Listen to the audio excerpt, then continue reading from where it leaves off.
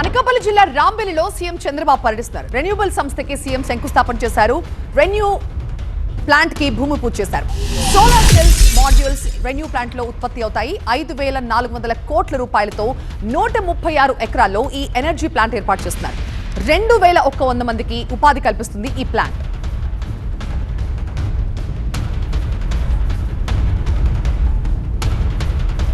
ప్రస్తుతం ఈ కార్యక్రమంలో సీఎం చంద్రబాబు మాట్లాడుతున్నారు. లైవ్ లో చూద్దాం. కాస్ట్ మీద 9,000 కోట్ల రూపాయలు చెల్లించే పరిస్థితికి వచ్చారు. ప్రజా ధనాన్ని దుర్వినియోగం చేశారు. అంతేకాకుండా ఈరోజు 1924లో విద్యుత్ సంస్థలపైన 1,12,000 కోట్ల రూపాయలు భారం మోపారు. 9 సార్లు కరెంటు ఛార్జీలు పెంచారు. మీ మీద 32,000 కోట్ల రూపాయలు భారం వేసే పరిస్థితికి వచ్చారు. నేను 2024లో వస్తానే ఆలోచించాను. మనం చేయాల్సింది తక్కువ ఖర్చుతో కరెంటు ఉత్పత్తి చేయాలి. ఏమేం మార్గాలు ఉన్నాయని ఆలోచించాను. దీనికి గ్రీన్ ఎనర్జీ ఒక మార్గం. అందుకే కేంద్రం 500 గిగావాట్లు కరెంటు ఉత్పత్తి చేయాలని గ్రీన్ ఎనర్జీలో లక్ష్యంగా పెట్టుకుంటే మనం 160 గిగావాట్లు రెన్యూబుల్ ఎనర్జీకి ముందుకు పోతున్నాం. దీనివల్ల 10 లక్షల కోట్ల పెట్టుబడులు వస్తాయి. 7,50,000 మందికి ఉద్యోగాలు వస్తాయి. 22 నెలలు 117 ప్రాజెక్టులు క్లియర్ చేశాం.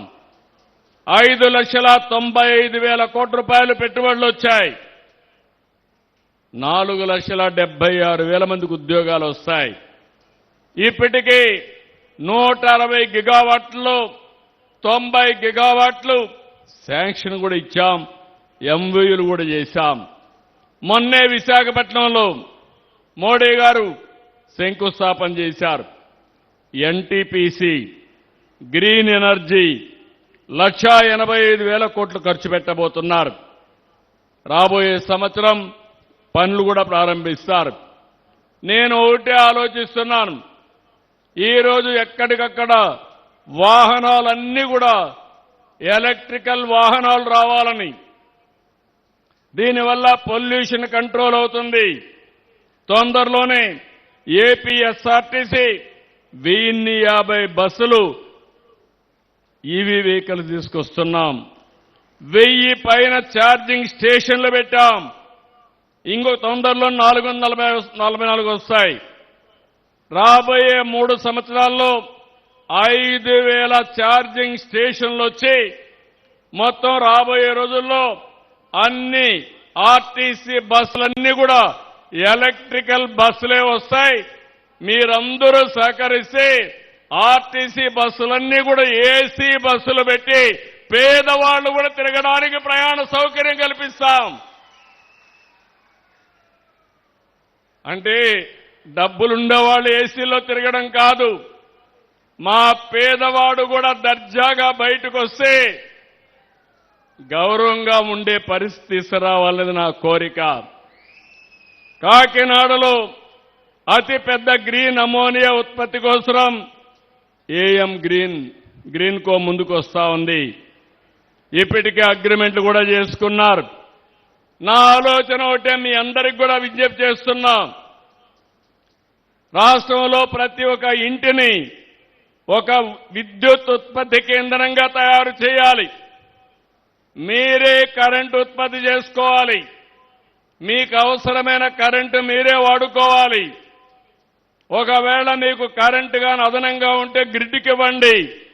మీకు అవసరమైతే మళ్ళా గ్రిడ్ని తీసుకోండి.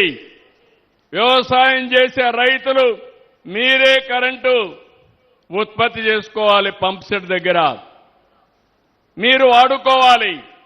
మీకు అవసరమైతే మీ ఇంటికి వాడుకోండి. ఇంకొక పక్కన మీ వాహనాలు కూడా ఎలక్ట్రికల్ వాహనాలు చేసుకోండి. మీకు ఖర్చు తగ్గిపోతుంది. మీకు ఇచ్చే పంప్ సెట్ కూడా కుసుమ్ కింద ఉచితంగా ఇస్తామని చెప్పి నేను మీకు తెలియజేస్తున్నా. రాష్ట్రంలో రాబోయే 2-3 సంవత్సరాల్లోనే కనీసం 40 లక్షల ఇండ్లకి రూఫ్ టాప్ పైన కరెంటు ఉత్పత్తి కేంద్రాలు పెట్టించే బాధ్యత ఈ ప్రభుత్వం తీసుకుంటాం. ఎస్సీ ఎస్టీలకి ఉచితంగా ఇస్తాం. 2 కిలోవాట్లు 60,000 రూపాయలు ఉచితంగా ఇస్తాం. అదే మరి అందరికి కూడా 78,000 రూపాయల వరకు 3 కిలోవాట్ల వరకు ఉచితంగా ఇస్తాం. ఆ పైన ఖర్చు అయితే మీరు పెట్టుకోవాలి. బీసీలకు 98,000 ఇస్తాం. ఆ పైన అయితే అంటే అదనంగా ఒక 20,000 ఇస్తాం. ఆ పైన అయితే మీరు పెట్టుకోగలిగితే ఇంకా మీరు కరెంటు ఛార్జ్ కట్టే పరిస్థితి లేదు, ఉండదు. దానివల్ల మాకు కూడా గ్రిడ్కు కూడా అదనంగా వెసులుబాటు వస్తుంది. నేను ఒకటే ఇప్పటికే మీరు చూస్తున్నారు, ఎక్కడికక్కడ ట్రాన్స్మిషన్ లాసెస్ లేకుండా కరెంటు ఉత్పత్తి చేసి అక్కడే వాడుకునే కార్యక్రమానికి కూడా ముందుకెళ్ళాం. ఒక సమర్థవంతంగా పనిచేస్తున్నాం.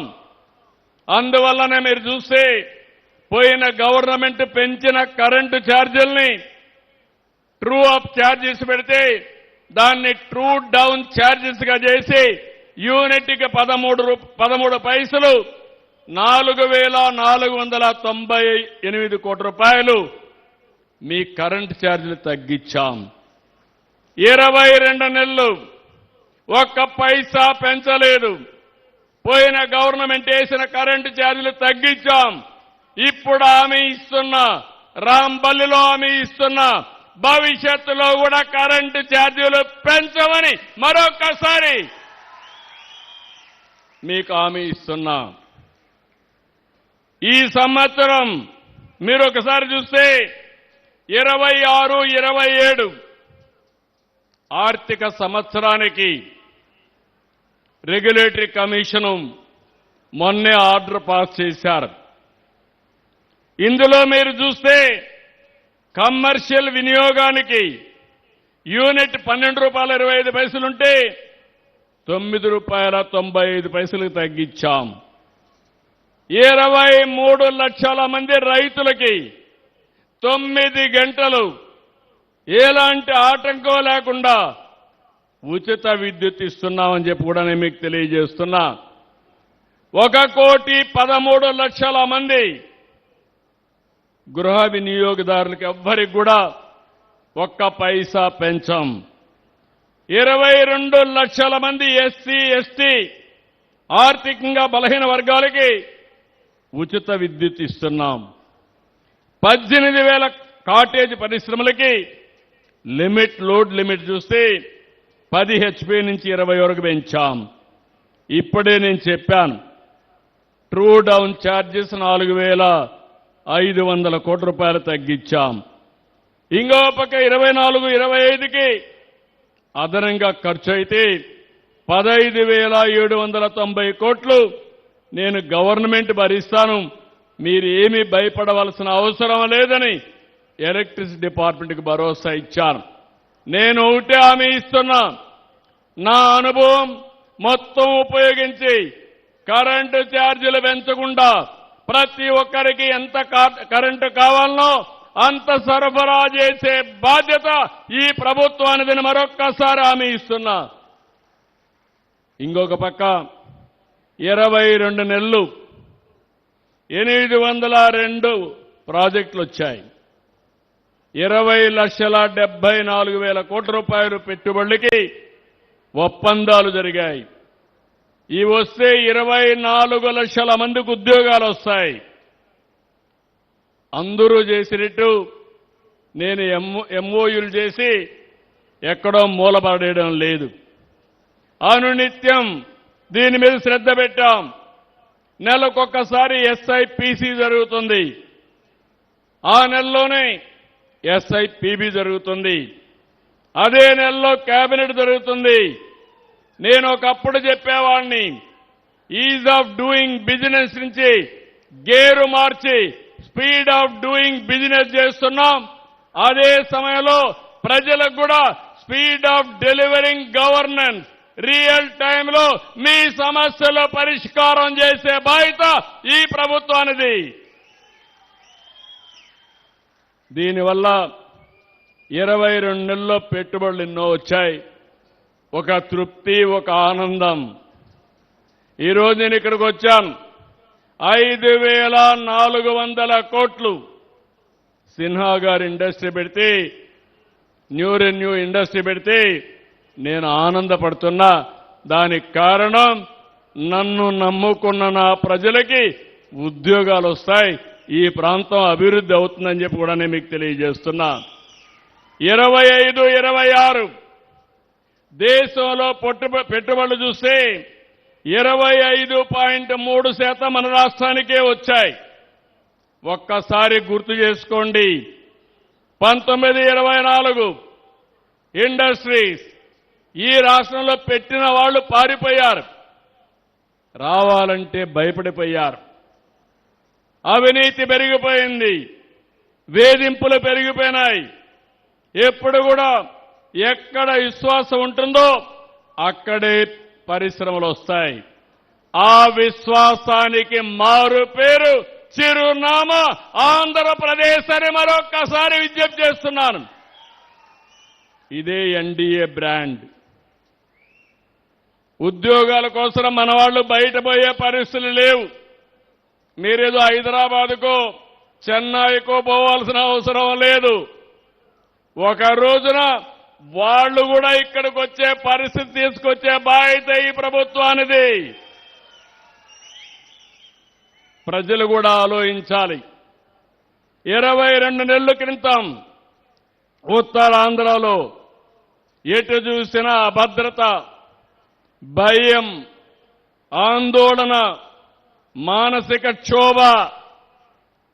2024 మీరేసిన ఒక్క ఓటుతో మీ రాత మారిందా లేదా అని మిమ్మల్ని అడుగుతున్నా.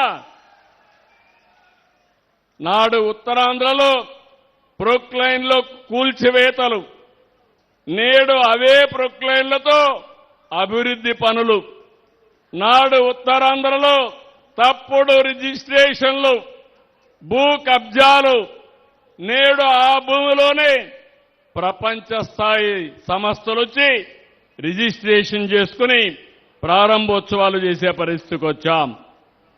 ప్రకృతి వనరులు దోచిన పాలకులకు, ప్రకృతి వనరుల్ని సంపదగా మార్చే ప్రభుత్వాలకు మధ్య ఉండే తేడాను మీరు గుర్తించాలి.